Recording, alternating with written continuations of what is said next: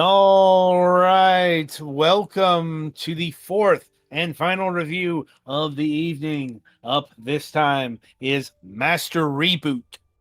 Imagine a world where death is no longer final, where precious memories are saved to enjoy forever, where your soul is immortal. Master Reboot is a haunting first-person sci-fi adventure. Yeah, I think that is an accurate assessment of what this game is. Um, though I would further emphasize that this game is also a puzzle game.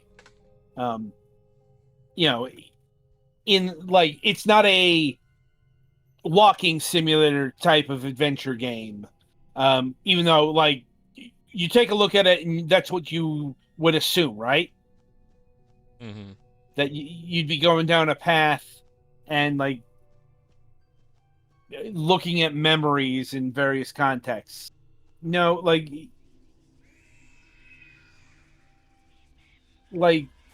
goal is to, at least my interpretation of the events that are going on here, is you're trying to recover your memory. Yeah, this is the prologue area. There's a few, I'm trying to remember if it was two or three, yeah, there's the tutorial area, there's this area, and then you'll get to master control, which is your hub world. Mm-hmm. And that's where the quote unquote real game begins, for as real as anything in this can be. And yes, I know it's all fictional, but in terms of the game, the narrative, and the art being presented here, how much of this is real, kind of deal.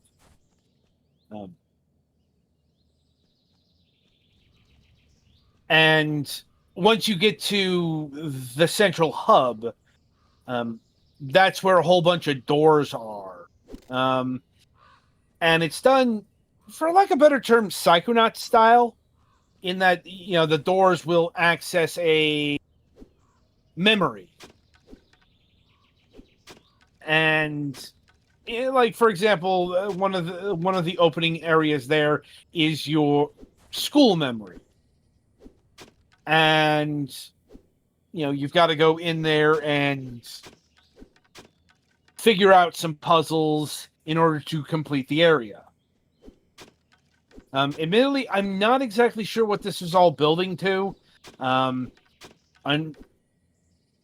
Unfortunately, I didn't really have all that much time to get through the actual game because of the assorted family reunion dealings that I've had over the past week. But in terms of gameplay mechanics, puzzles, it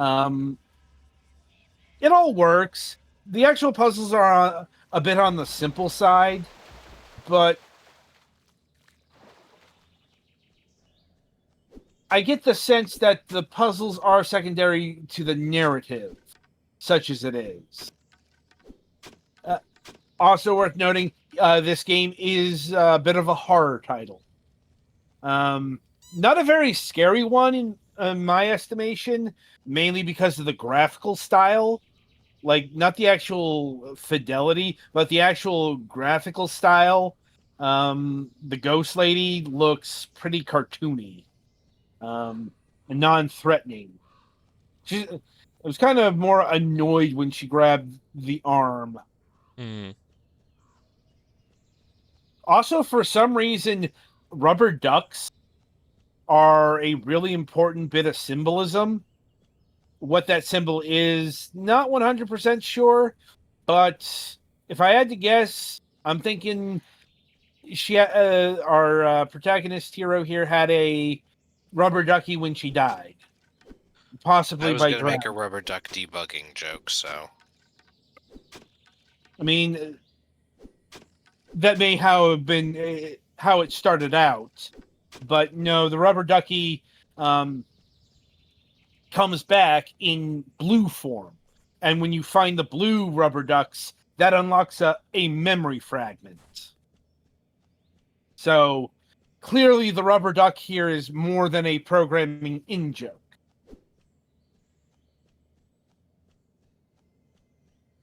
And honestly, that's about all I got in terms of the gameplay. It's solid, if a bit unspectacular.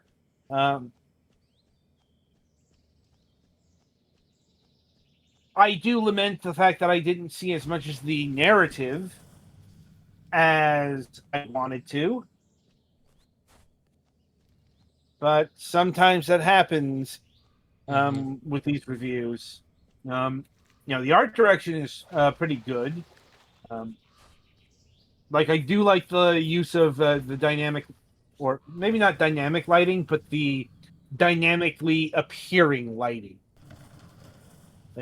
This game is actually a fair amount of years old now, and it's using UE3. I think that allowed for dynamic lighting, but don't quote me on that.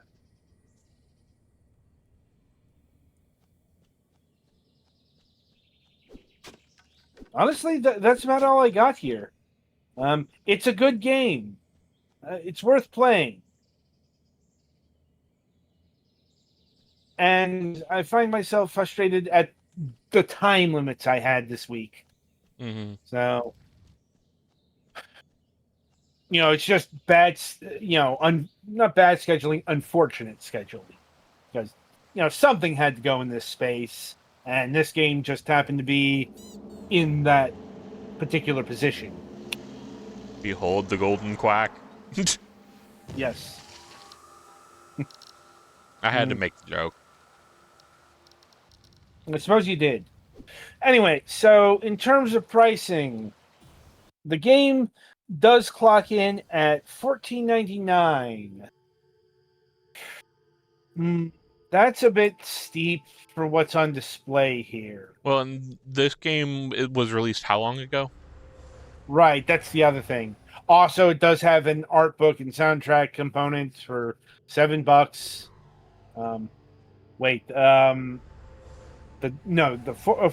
No. Weirdly enough, it looks like the deluxe edition. Oh, sorry, no. It's because I have other things in that deluxe edition, and Steam, showcases your price now, not the price. Oh, no. It's the art book, soundtrack, and the base game, and that's the same price as the base game. Now, why wouldn't you buy the deluxe edition then? As a new employee, you are now a part of our Not getting that. Anyway, as far as if this game is worth $15, I'd say half that. Does it at least go on sale regularly? I think so, given the age. Right. I can't imagine it being like 10% off. It's probably like 50%, maybe more. Users upload their memories together with vital personality And traits to our dedicated servers. Yeah, that's about all I got. So that'll about do it for Master Reboot here. And indeed, that'll about do it for this review session.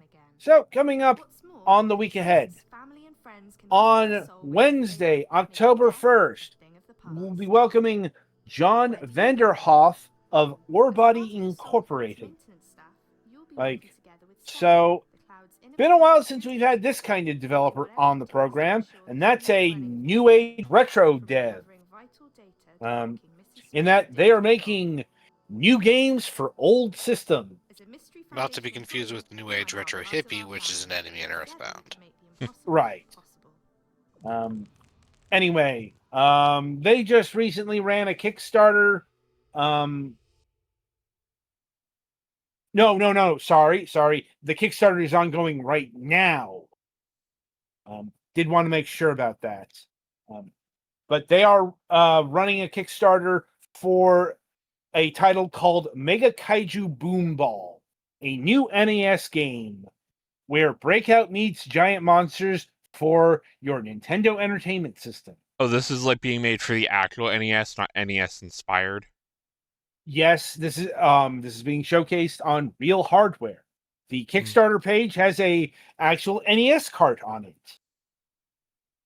So he's one of those developers. We do have to distinguish between the people who work in the style and people who work on the actual hardware. We've had both who do both. Mm-hmm. Because sometimes the people who make the NES games, they do release it on modern hardware. Sometimes they don't. Right. We'll find out which camp this developer falls in on Wednesday. Anyway, we do have a new episode of MSP happening. I believe the new MSP Twitch page is up and running now. You all broke that in last week, right? Hello?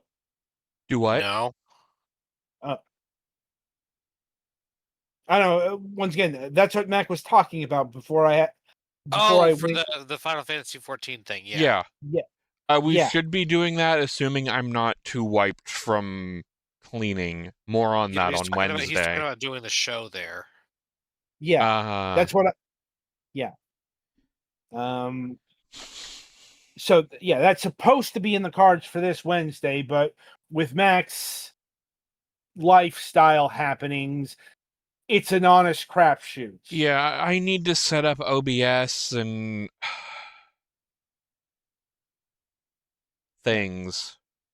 Right. Anyway, on Friday, October 3rd, we are slated to have Severt Isoy and Mohammed Mustafa Yaya of Blackburn Games.